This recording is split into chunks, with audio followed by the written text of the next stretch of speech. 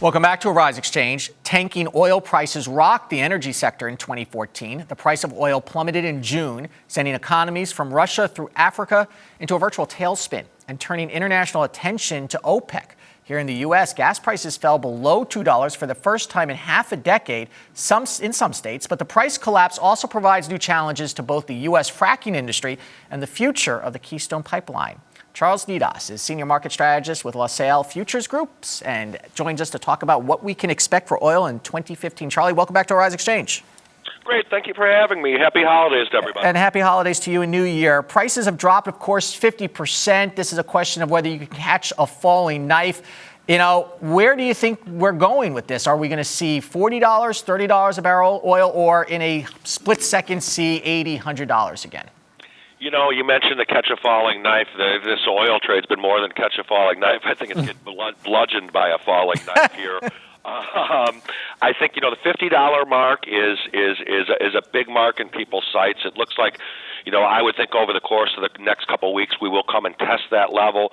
But remember, $50 it is not an economic number. It's not a chart number. That's more a psychological number. And if that gives way, I think you could easily come down and test the $40, the $30 level very easily. And for U.S. energy producers, especially in the new fracking business, we've already started to hear about cuts in production, but what number makes this unprofitable for them, do you think? Well, I'll tell you, you know, there's different levels. It depends on where you are. The cheapest level is really down into Texas. If you move up into the Bakken, you're talking more of a production cost. And again, this depends. It's really company specific, but, you know, I've heard anywhere of production up at 70 up in those far northern areas. I've heard production numbers as low as 20 and 30 down in some of the southern areas.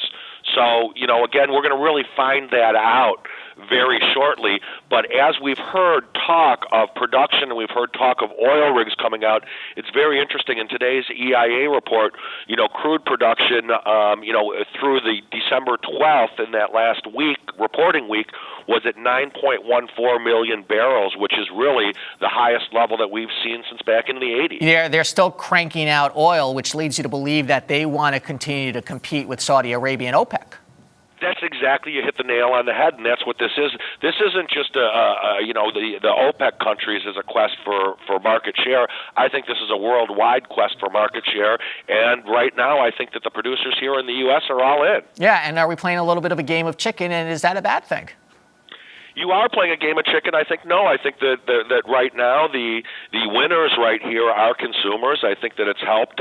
You know, I heard a number thrown out by UBS a couple of weeks ago that you're adding about $100 billion in terms of consumer spending ability to the market just by a $2 break in the price of gasoline. I guess the real risk here, though, is at what point does the oil price collapse turn into a political and possibly military crisis for some of these countries, and therefore creating a real contagion risk to the U.S.? Well, that's the thing, and the political thing is, if you want to look at the losers of it, quite frankly, it's not our friends, it's our foes. Yeah. If you look at Russia, this does not help. This does not help Venezuela.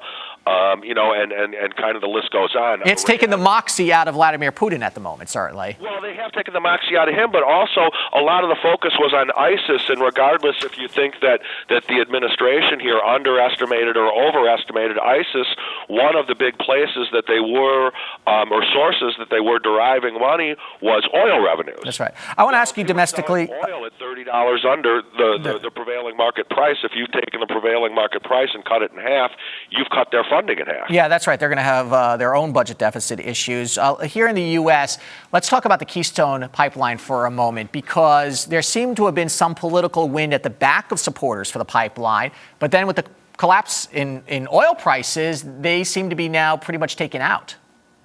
They do. To me, the pipeline, quite frankly, doesn't make a whole heck of a lot of sense in terms of that pipeline really doesn't bring any more supply to the U.S. All that is transmission. So all they're doing is taking oil, and it benefits Canada because it allows them access to the Gulf to export oil out of. But to me, one of the main reasons that it doesn't make sense is just the logistics. Running a pipeline through the biggest aquifer in the country in the breadbasket, to me, doesn't quite make sense. And you're not sold on the job creation point of it?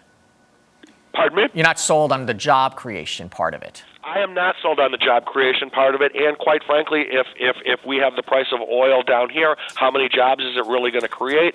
And to use an Alan Greenspan term, I think that job creation is ephemeral in the sense that you create jobs building the pipeline, but how many jobs are on there maintaining the pipeline? Okay, Charlie Nedoss, thank you. Happy New Year. Happy New Year. You have a good one.